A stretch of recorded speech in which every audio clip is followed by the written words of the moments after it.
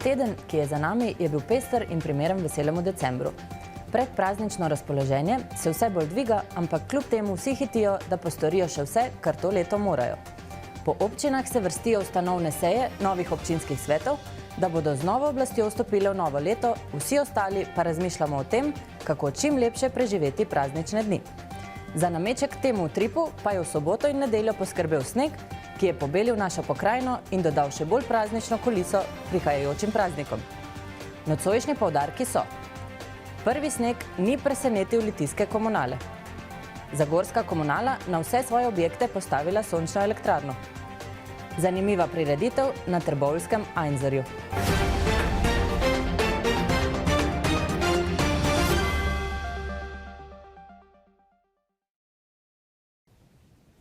Ta konec tedna je Slovenijo zajelo sneženje. Po nižinah nekoliko manj, v višje ležečih krajih več. Tako je bila to prva resna preizkušnja pripravljenosti zimskih služb, ki skrbijo, da kljub zapadlemu snegu življenje teče čim bolj normalno. V občini Litija za prevoznost cest in s tem varnost v prometu skrbi komunalno stanovanjsko podjetje Litija. Območje je zelo razgibano, veliko je hribovskega sveta, kjer je še posebej pomembno, da so ceste pravočasno splužene, posute in primerne za vožnjo. Kako je bilo letos in kako bo v nadaljevanju zimske sezone, je povedal direktor Roman Cigler. Zimska sezona se je tudi v praksi začela, tako da je snežilo na celotnem območju občine Litija. Snega je pač po hribih malo več kot v mestu Litija. Tudi mi smo se sprobali z posipnim materialom in pa tudi ekipo, ki imamo za to pripravljeno. Tako da je za nas prišla dobrodošla, manjša zima, pripravljeni smo pa seveda tudi izvajati naprej, kot vsa leta do sedaj. Komunalno podjetje Litija izvaja zimsko službo v mestu Litija. Okrog kraj, višje ležeči pa so naši pogodbeniki. Imamo sklenjenih 15 pogodb, ker je način izvajanja zimske službe, se pravi, vsi moramo štartati naenkrat in je brez teh podizvajalcev nemogoče izvajati zimske službe sočasno na celotnem teritoriju. Mi imamo sklenjene pogodbe z dobavitelji materijala, tako za sol in pa pesek, in ga sproti dobivamo, na tem področju ni nobenih težav. Tehnologija posipanja za nas, ker izvajamo službo na podeželju, je zagotovo pesek. Brez tega v teh klancih ne gre. Seveda za mesta pa verjetno v bodočnosti se bo manj posipal s peskom in pa uporabljal tekočino.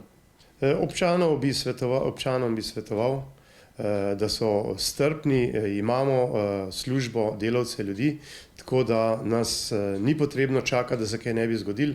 Je pa zagotovo tisti prvi dan sneženja težak tako za nas in za občane, ampak mislim, da se potem z naslednjim dnem to uredi in ni nobenih težav z prevoznostjo cest. Komunala Zagorje je na svojih objektih postavila svojo prvo sončno elektrarno. Elektrarna naj bi pričela z obratovanjem v začetku naslednjega leta, zagotavljala pa bo popolno samooskrbo poslovne zgradbe in ostalih objektov, predvsem delavnic. Mi pa smo iz prve roke dobili nekaj informacij. Ja, sončna elektrarna nam zagotavlja električno energijo, se pravi za upravno stavbo Komunale Zagorje, kot tudi za delavnice. To pomeni energetsko neodvisnost, kot tudi znižanje stroškov za upravljanje naših storitev. Nazivna moč sončne elektrarne je 34 kW, skupno inštaliranje vseh fotovoltaičnih panelov pa je 44 kW. Skupna vrednost investicije je 44 tisoč evrov. Glede na trenutne cene električne energije pa se nam bo povrnila nekako v 4 letih. Izvajalec smo izbrali preko javnega naročila, lokalni izvajalec EVJ.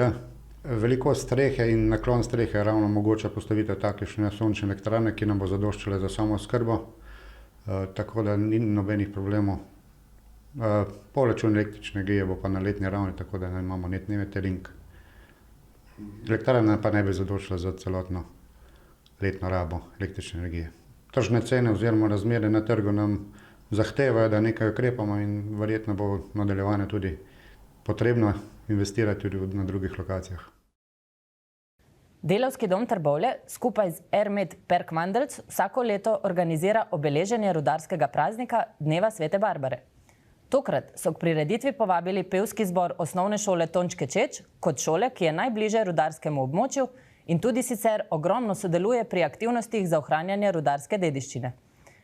Prizorišče dogajanja je bila tako imenovana Vašhava na trboveljskem Einzerju, kjer je sicer tudi vhod v rudniško jamo med Trbovljami in Hrastnikom. Društvo Perkmandeljc je na ogled postavilo tudi čisto novi zadnji kip podzemnega rudarskega škrata, Perkmandeljca. Ob tej priliki smo tudi naš simbol društva Perkmandeljca, tegala, ki ga je naredil naš član Jože Ovnik.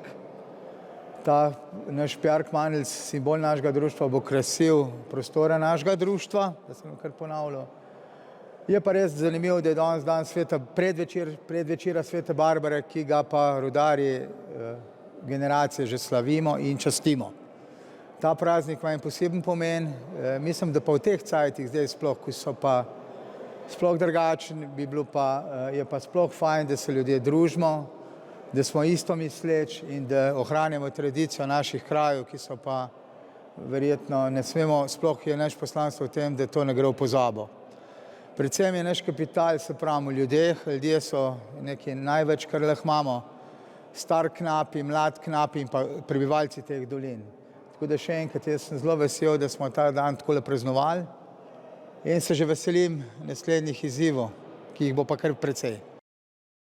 Kot poseben gost je poleg zbora Tončke Čeč in povorke članov društva Perkmandeljc letos nastopil letošnji Ježkov nagrajenec Vlado Poredoš. Pevec legendarnih Orlekov ima skupaj s skupino prav tako precej zaslug, da spomin na rudarstvo v Zasavju ne zamre. Sem Vlado Poredoš in sem nastopal na letošnji proslavi ob dnevu rudarjev, se pravi ob Sveti Barbari, tukaj v Trbovljah, za svojo prezentacijo knapovskega življenja, ki sem jo v glasbo in upesnil v ene lepe melodije oziroma stvari, ki naj bi bile trajne.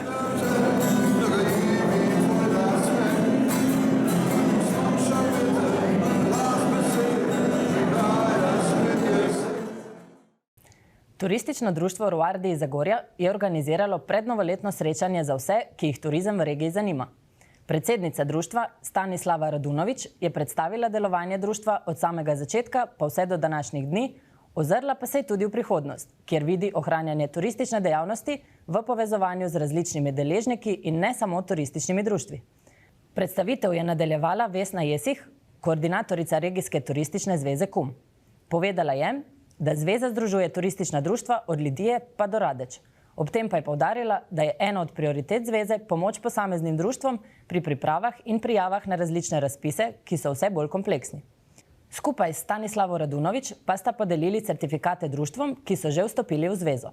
Ob koncu pa je Janez Lipec, podpredsednik turističnega društva Ruardi in učitelj nordijske hoje, pokazal nekaj osnov pravilne nordijske hoje in na kaj tovrstna rekreacija blagodejno vpliva.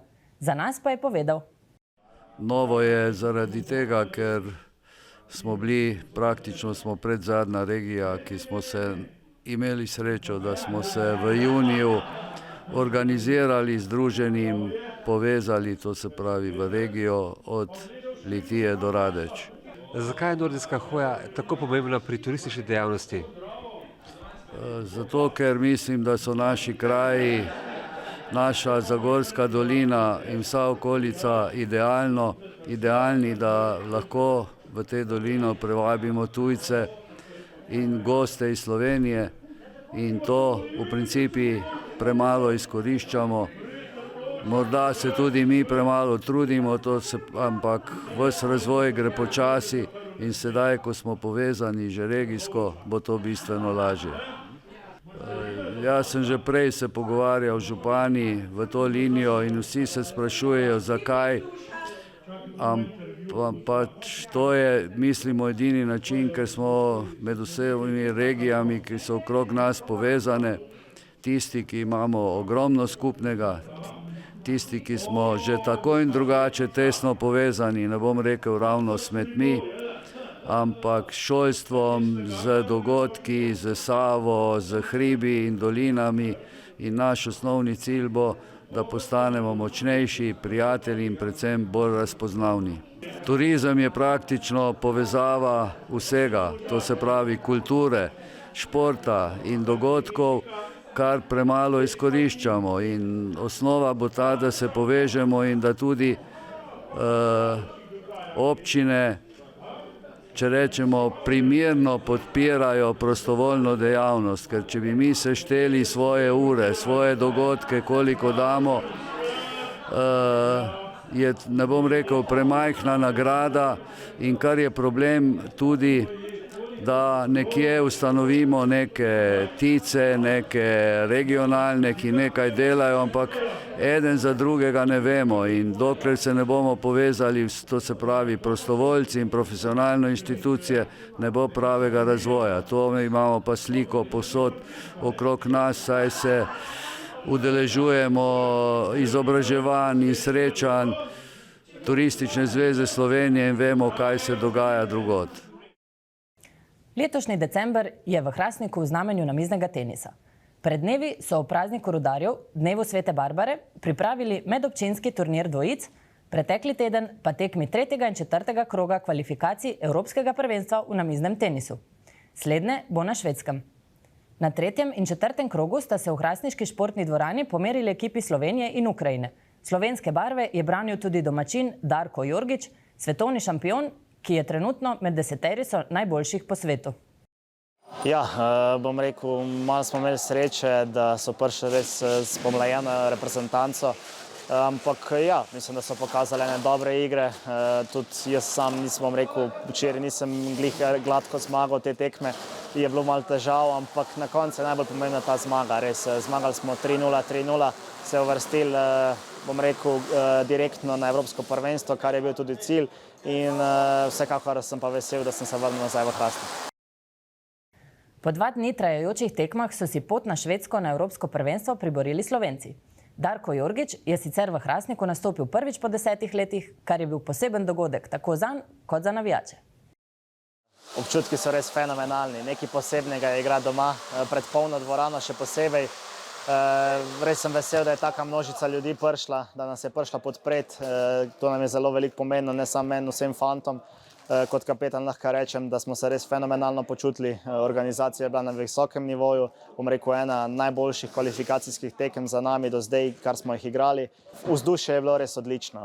Navijači so nam pomagali k tem zmagam in upam iskreno, da, kako ste rekli, da se po 10 letih vračam domov. Žal nismo imeli prej te možnosti, nekako se Hrastnik mogoče tudi ni angažiral na začetku, ampak zdaj z novim županom nekako so pokazali te ambicije, da hoče zopet videti po 10 letih Darka Jorgiča doma in iskreno upam, da v bodoče se tudi zopet vidimo še mogoče kakšen večji turnir in kakšna večja tekma. Vračam se 22. do 25. sem doma v Hrastniku z družino, potem pa odpotujem tudi z ženo, bom rekel, v Srbijo, kjer ima ona svojo družino, pogledati tudi njene malce, poklepetati, ostati kakšen dan, dva in se vračam nazaj na ligaške tekme. Vsekakor so želje, bom rekel, v novem sezoni brez poškodb. To je številka 1 za vse športnike. Vsekakor pa si želim tudi, da mogoče postanem ta številka 1 sveta. Trenutno sem 10, bil sem že 6, ampak bom rekel, kako tudi turnir osvojiti, da pokažem spet tiste dobre igre, tako kot sem jih letos pokazal na Evropskem prvenstvu in na topu 16. Betlehemsko lučko sta prinesla tudi v naš studio s svojim sporočilom miru in ljubezni med ljudmi. To je glavni namen, zagotovo pa je še tudi kaj drugega, kar lučka sporoča.